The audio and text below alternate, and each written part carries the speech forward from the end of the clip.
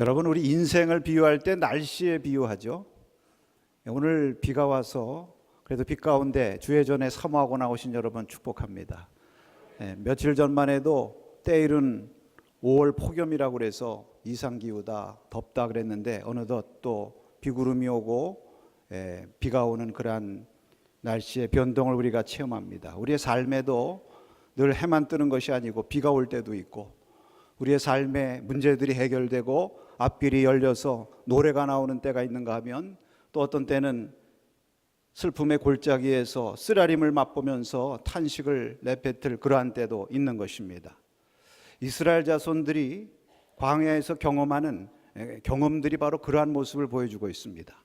여러분, 광야의 여정이 우리에게 의미와 메시지를 주는 것은 이스라엘 백성들의 광야의 여정이 우리의 삶의 여정이요, 우리의 신앙의 여정을 그대로 반영하고 있기 때문인 것입니다. 출애굽기 15장 말씀만 놓고 봐도 출애굽기 15장의 앞부분은 이스라엘 백성들이 홍해에서 하나님의 구원의 기적을 체험하고 하나님 앞에 찬송과 기쁨의 노래를 불렀던 내용이죠. 근데 바로 이어지는 오늘 말씀 15장이 끝나기도 전에 다시 이스라엘 백성들에게 마라의 쓴물이 찾아오는 것입니다. 오늘 말씀 보면 모세가 홍해를 건넌 후에 이스라엘 백성들 인도해서 수르 광야로 들어갔다고 그랬어요. 광야라고 하는 것은 기본적으로 어려운 환경을 말씀하는 것이죠. 광야에는 먹을 것이 없고 물을 구하기가 어려운 것입니다. 살기가 아주 척박한 환경을 광야라고 표현하는 것이죠. 근데 거기에다가 더불어 3일간을 갔다. 이 3일 길이라고 하는 것이 인간의 한계를 말하는 것 같아요. 여러분, 옛날 우리 속담에도 보면 사흘을 굶겨놓으면 다 뭐가 된다고요? 도둑놈이 된대요. 우리가 결심을 해도 3일 넘기기가 어렵다. 우리 군대에 있을 때 행군을 하는데 100km 행군이라는 거 있지 않습니까? 그게 한계를 시험하는 행군이죠. 한 3일 길 정도 걸으면 100km 정도 걸었을까요? 100km를 걸었다는 것은, 3일 길을 걸었다는 것은 이제 자신들이 갖고 있는 모든 기력이 다 쇠할 때가 됐다는 거예요.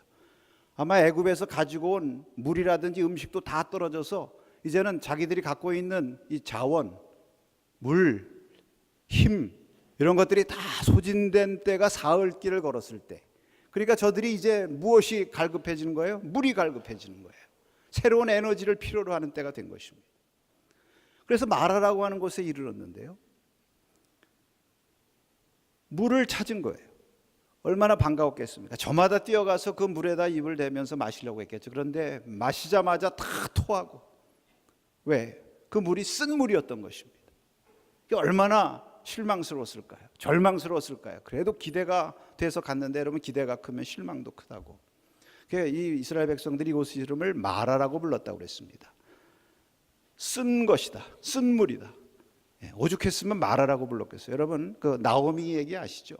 나오미라는 뜻이 기쁨이라는 뜻인데, 이 나오미가 자기 식구들 데리고 베들레헴 떠났다가 나중에 남편, 자식 다 잃어버리고 며느리 룻 한 사람 데리고 고향으로 돌아오죠. 저희 나오미가 온다. 사람들이 그렇게 이야기하니까 나를 나오미라고 부르지 말고 마라라고 부르라고 그랬습니다. 괴로움이다. 내 인생이 쓰디쓴 괴로움이다. 여러분, 오늘 이스라엘 백성들이 이러한 경험을 하는 거예요. 저들이 이 상황 속에서 어떻게 합니까? 원망해요. 모세를 원망했다고 했어요. 불과 3일 전에 하나님의 구원의 은혜를 체험하고 찬송을 불렀던 저들이 다시 마라의 쓴물 앞에서 원망하는 것입니다. 여러분, 그 원망하는 마음이 일견 이해도 돼요.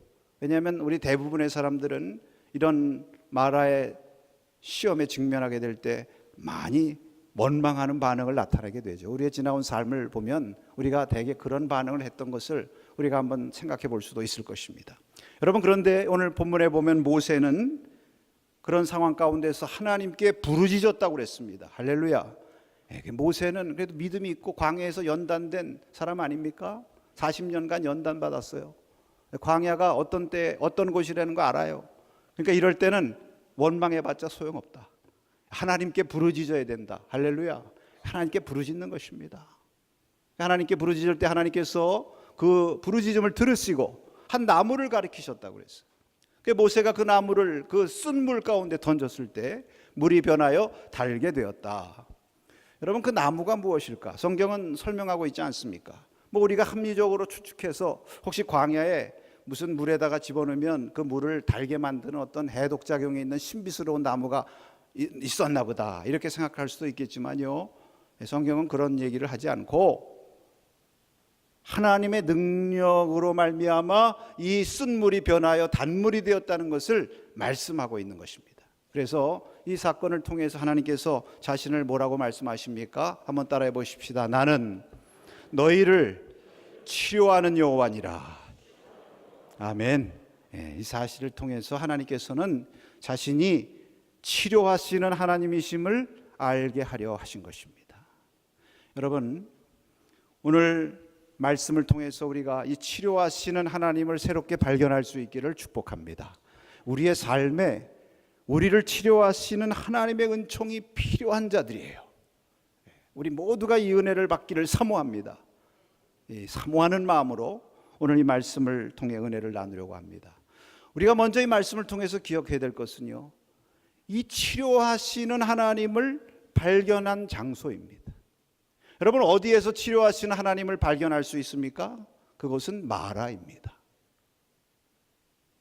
하나님께서 이스라엘 백성들을 사실은 광야를 통해서 마라로 인도하신 것인데요, 그 마라로 인도하신 하나님의 섭리가 있는 거죠. 그것은 그 마라의 쓴물을 통해서 치료하시는 하나님을 경험하게 하신 것이라고 말할 수 있어요. 오늘 여기 본문에 보면요, 지명들이 여럿 나옵니다. 오늘 홍해라는 말도 나오고 또 마라도 나오고 엘림도 나와요. 이것이 다 나름대로 지명이 상징하는 삶의 순간들을 말하는 거예요. 홍해라는 것은 하나님께서 홍해를 가르시는 기적을 저들이 체험하고 하나님을 찬송한 승리의 장소입니다.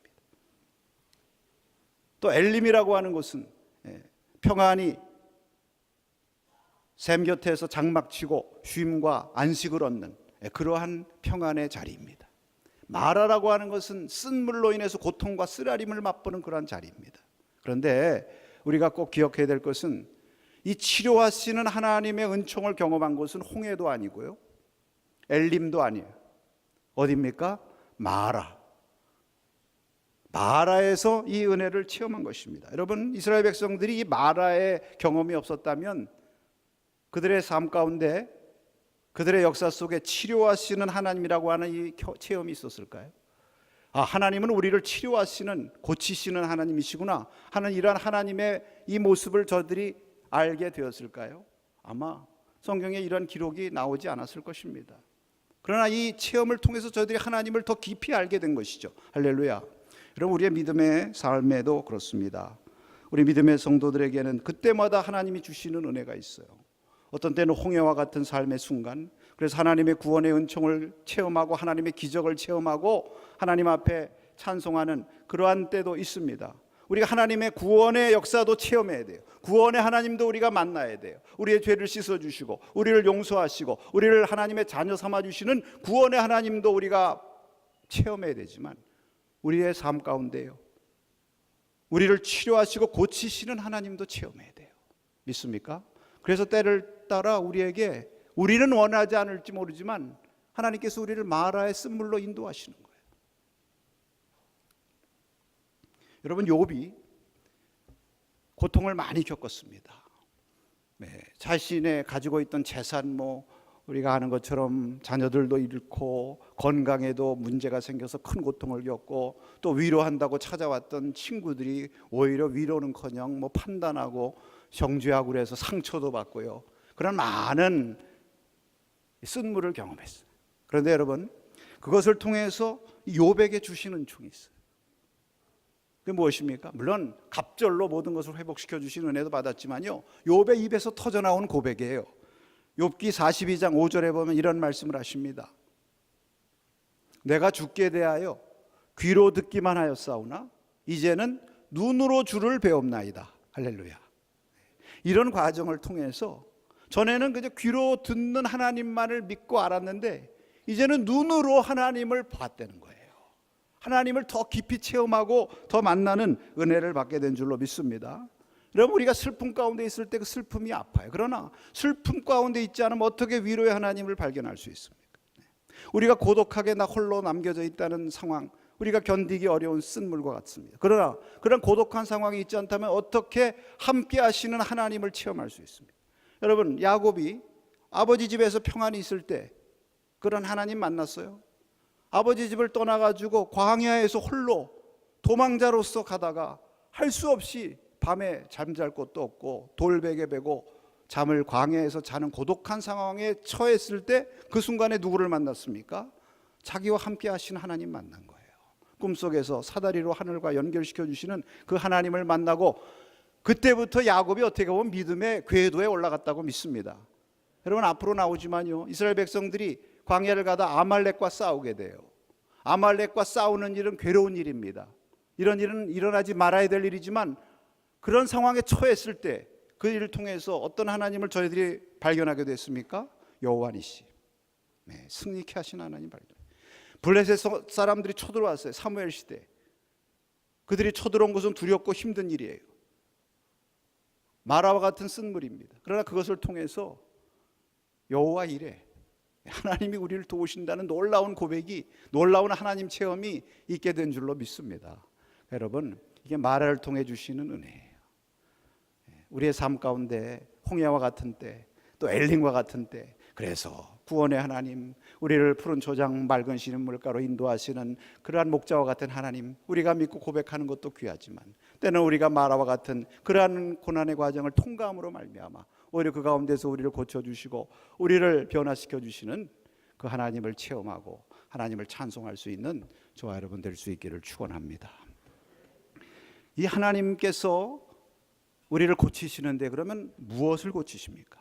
오늘 본문 말씀에 보니까 쓴물을 단물로 고치셨다고 그랬어요.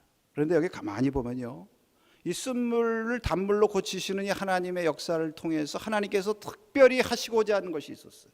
그것이 무엇이냐면 여기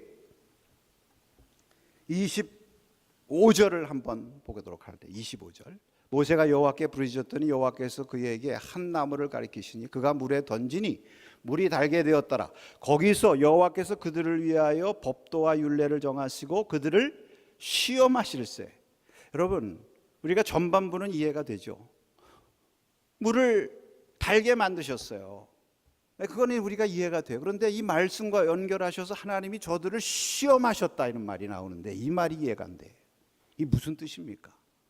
여러분, 하나님께서 이 마라의 경험을 이스라엘로 하게 하신 것은 물론 그 물이 변하여 단물이 돼서 저들로 마시게 하시기 위한 뜻도 있지만 이것을 통해서 하나님께서 저들을 시험하시는 거예요. 따라하십시다. 마라는 시험의 장소다. 여러분, 시험이라는 건 우리가 인생을 살아가면서 학교 다닐 때 시험도 많이 보십니다만 시험이라는 것은 훈련이에요. 그 자체가 교육행위예요. 우리가 시험을 보게 되면 부족한 것들이 드러나요. 부족한 실력이 드러납니다. 그래서 자기가 이 부분을 더 열심히 공부해야 되겠다. 열심히 학습을 해가지고 자신을 업그레이드 시키는 계기가 되는 것입니다. 하나님께서 이 마라의 쓴물을 통해서 이스라엘을 시험하신 뜻이 있어요. 그것은 저들의 마음의 쓴물을 고치시려는 거예요. 뭐라고요? 마음의 쓴물. 왜? 이런 쓴물을 겪게 될 때 동시에 드러나는 것이 있는데 무엇이냐면 우리의 마음 속에 있는 쓴물이 올라오는 것입니다. 광야를 걸어가고 한 3일 길쯤 걸어가 보세요. 자기 가진 거 다 떨어져 보세요. 마시는 물이 없는데 물은 찾을 수 없고, 갈증은 나는데 물은 찾을 수 없고, 거기다 쓴물이 막 올라오고 그럴 때 그 속에서 뭐가 나와요? 잠재되어 있던 쓴물이 나오는 거예요. 여러분, 성경은 그것을 가리켜서 원망이라고 얘기해요. 이스라엘 백성들에게 쓴물은 무엇이냐면 원망이에요. 원망. 그들이 가지고 있던 이슈예요. 소위 말하면 이슈. 평상시에 편안할 때는 안 나타나요. 그런데 힘든 일이 생기고 쓴물이 덮치면 이것이 올라오는 것입니다. 하나님께서 이것을 고치시길 원하신 거예요. 왜 이것을 고치기를 원하셨습니까? 그 이유가 출애굽기 19장에 나와요. 출애굽기 19장 5절에서 6절에 보면 이렇게 말씀하십니다. 세계가 다 내게 속하였나니 너희가 내 말을 잘 듣고 내 언약을 지키면 너희는 모든 민족 중에서 내 소유가 되겠고 너희가 내게 대하여 제사장 나라가 되며 거룩한 백성이 되리라. 너는 이 말을 이스라엘 자손에게 전할지니라. 여러분, 지난 몇 주 동안에 제가 계속 말씀드렸습니다. 하나님께서 이스라엘 백성들을 출애굽시키신 목적이 있습니다. 그냥 저들에게 단지 자유와 해방을 주시고 구원하시기만이 아니에요. 저들을 무슨 사람으로 만들기를 원하시느냐? 하나님 섬기는 거룩한 백성으로 만들기를 원하시는 거예요. 하나님의 백성으로, 거룩한 백성으로 잘 성숙돼야 가나안 복지에 들어갈 수 있는 거예요. 그런데 아직 유출애굽만 나왔지, 홍해는 하나님의 기적적인 은혜로 건짐을 받았는데 아직도 그 마음속에 고쳐져야 될 속 심령들이 바로 서지를 못했어요. 아직도 애굽을 그리워하고, 아직도 문제만 조금 터지면 원망하고 불평하고, 이것을 고쳐야 되겠다. 하나님이 뜻하시고 마라의 쓴물로 인도하신 줄로 믿습니다. 왜요? 마라의 쓴물을 거치는 동안 이게 나오니까. 여러분, 우리도 마찬가지. 우리 평상시에는 잘 모르죠. 그런데 우리에게 이 쓴물과 같은 어려운 상황이 닥치게 되고, 막 사흘길을 가는 것과 같은 한계에 부딪히게 되고, 막 이런 일들이 생길 때 우리 가운데 잠재되어 있던 약한 모습들이 나옵니다. 그것은 주로 우리의 마음 속에 있는 거예요. 우리의 심령 속에 있는 쓴물인 것입니다. 왜 하나님께서 우리에게 이런 마라의 쓴물을 겪게 하실까요? 이런 것을 드러나서 발견하게 하시려는 거예요. 여러분, 이제 감기가 막 유행할 때 다 감기들 걸리죠. 약한 사람들이 더 걸리겠죠. 근데 우리의 몸 가운데도 좀 약한 부분이 있어요. 어떤 분들은 감기가 걸리면 꼭 콧물 감기로 와요. 코가 약해. 어떤 분들은 감기 걸리면 꼭 기침을 해요. 기관지가 약해. 어떤 분들은 열로 옵니다. 열기관에 문제가 있는 거죠. 이 약한 곳으로 틈타는 거예요. 근데 그것을 알아야 거길 집중적으로 고칠 수가 있어요. 깨달아지십니까? 우리가 삶을 살 때도 마찬가지예요. 우리에게 이런 시험과 연단을 통해서 우리의 약한 것을 드러내게 하셔서 그것을 우리로 하여금 고치고 하나님의 능력으로 다시 새롭게 회복시키도록 하시기 위해서 하나님께서 이 마라를 시험의 장소로 때로 우리에게 주신다.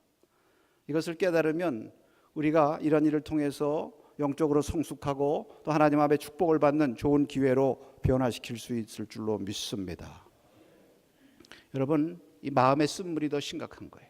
왜냐하면 이 마음이라고 하는 것은 잠언에 나온 말씀처럼 마음을 지켜야 된다. 왜? 생명의 근원이 여기에서 나오기 때문이다. 이것은 말입니다, 말하자면 이 샘의 근원과 같은 거예요.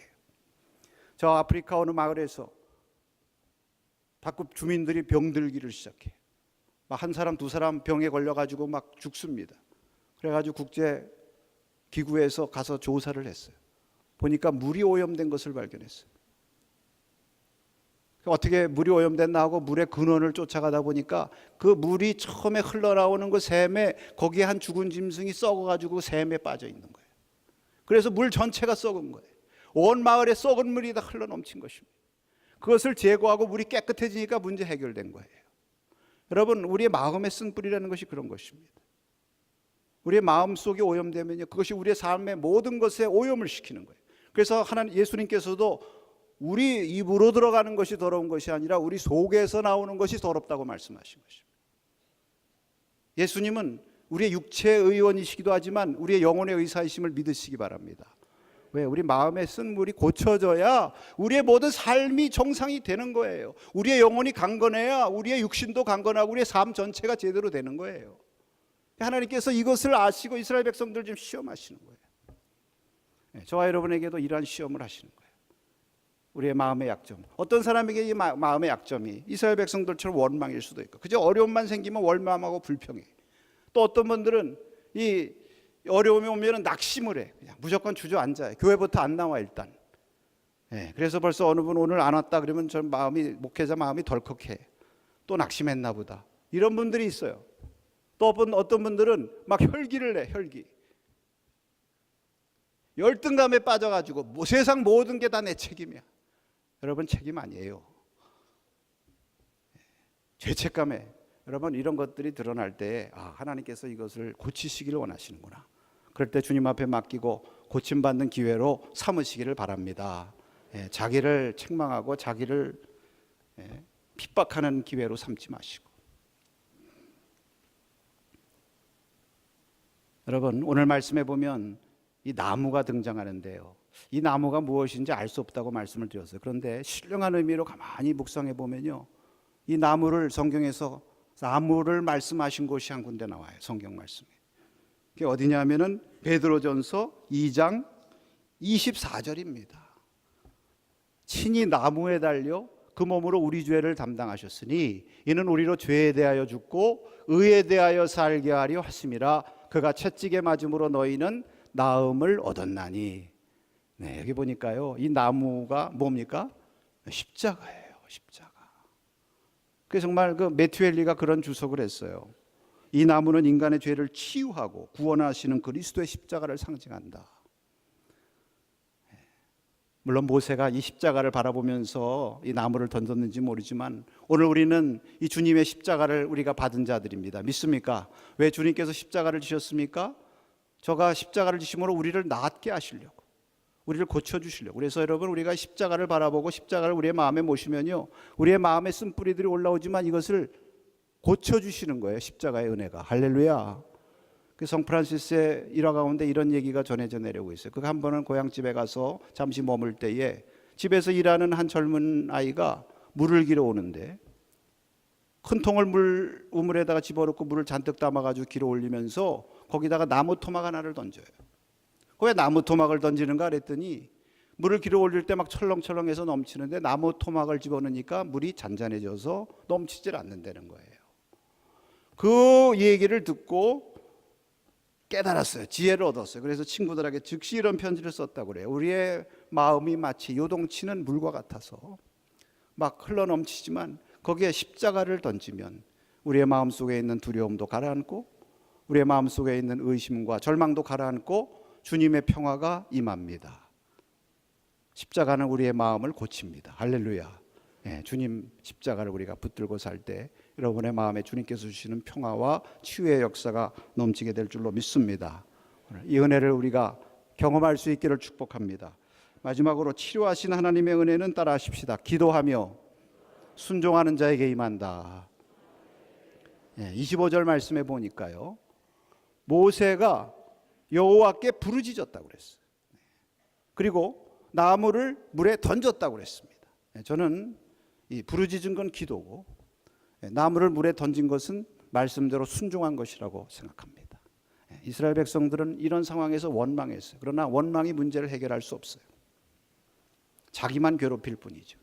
모세는 하나님 앞에 부르짖었습니다. 부르짖을 때 하나님께서 응답하신 줄로 믿습니다. 역대하 7장 14절에 이렇게 말씀합니다. 내 이름으로 일컫는 내 백성이 그들의 악한 길에서 떠나 스스로 낮추고 기도하여 내 얼굴을 찾으면, 어떻게 하라고요? 기도하여 내 얼굴을 찾으면 내가 하늘에서 듣고 그들의 죄를 사하고 그들의 땅을 고칠지라. 할렐루야. 하나님을 찾을 때에, 기도하여 하나님을 찾을 때 하나님께서 우리의 죄도 사하시고, 다시 말하면 우리의 마음의 병도 고치시고 이 땅도 고쳐주실 줄로 믿습니다. 여러분, 이럴 때는 하나님 앞에 부르짖는 거예요. 부르짖음이 고침받고 고치시는 하나님의 은총을 체험하는 첩경임을 깨달으시기를 축복합니다. 또한 순종해야 돼요. 모세처럼 순종해야 돼요. 여러분, 하나님께서 시험하신다고 그랬는데 오늘 여기 26절 말씀에도 하나님께서 이 말씀을 하시는 거예요. 26절 말씀 한번 같이 보겠습니다. 이르시되 너희가 너희 하나님 나 여호와의 말을 들어 순종하고 내가 보기에 의를 행하며 내 계명에 귀를 기울이며 내 모든 규례를 지키면 내가 애굽 사람에게 내린 모든 질병 중 하나도 너에게 내리지 아니하리니 나는 너희를 치료하는 여호와임이니라. 아멘. 너희가 순종하면 내가 너희를 치료하리라. 하나님의 약속의 말씀인 줄로 믿습니다. 우리가 마라의 쓴물과 같은 이러한 고통이 우리에게 찾아오고 그러한 때를 지날 때는 그저 말씀대로 붙들고 순종하며 나가면 돼요. 할렐루야. 말씀이 우리를 치료하시는 거예요. 믿습니까? 여러분, 기억할 것은 이 마라의 시험을 통과한 이스라엘 백성들에게 하나님께서 엘림을 허락하셨다는 것을 깨달으시기 바랍니다. 오늘 27절 말씀에 보니까 하나님께서 이 마라를 지난 이스라엘 백성들을 어디로 인도하셨어요? 엘림이라는 곳으로 인도하셨어요. 성경에서 제가 좋아하는 장소 가운데 하나가 엘림이에요. 이 사막에서 엘림과 같은 곳 얼마나 좋습니까? 거기 보니까 샘이 12개. 왜 12일까요? 12지파니까. 종려나무가 70그루예요. 왜 70그루일까요? 70 장로들이 인도하는 70 부족이니까 아주 꼭 필요하게 하나님께서 맞춰서 주신 줄로 믿습니다. 근데 그 엘림이 앞에 있다는 거 알았으면 이렇게 원망하지도 않았을 거예요. 하나님이 시험하시려는 것을 깨닫지 못하고 저들은 원망했죠. 그럼에도 하나님이 은혜 하나님이시기 때문에 그 엘림을 잘 지나게 하시고 마라를 잘 지나게 하시고 엘림을 예비하신 줄로 믿습니다. 그럼 우리는요, 땅에서 보니까 가까운 데 있는 것만 보죠. 하늘에서 하나님이 볼 때는 벌써 10km 바깥에 엘림이 있는 것까지 다 보이시는 거 아니에요. 우리는 가까이 있어서 그 멀리를 못 보지만, 그러나 믿음의 눈은 바라보는 줄로 믿습니다. 믿음의 눈으로 바라봐야죠. 사랑하는 여러분, 믿음이란 무엇인가요? 지금 내가 마라에 있다 할지라도 이 시험을 잘 통과하면 하나님께서 엘림을 예비하고 계신다. 이것을 바라보는 게 믿음인 줄로 믿습니다. 청교도들이 신앙의 고생을 많이 했고 연단을 많이 받았어요. 자유를 찾아서 그 대서양을 넘어서 파도를 이기면서 신대륙에까지 간 사람들이 그 사람들입니다. 그들이 어렵고 힘들 때마다 늘 서로를 격려하면서 일깨운 말이 있다고 합니다. 오늘 우리에게 전해져 나오는 유명한 말입니다. 그 말이 무엇입니까?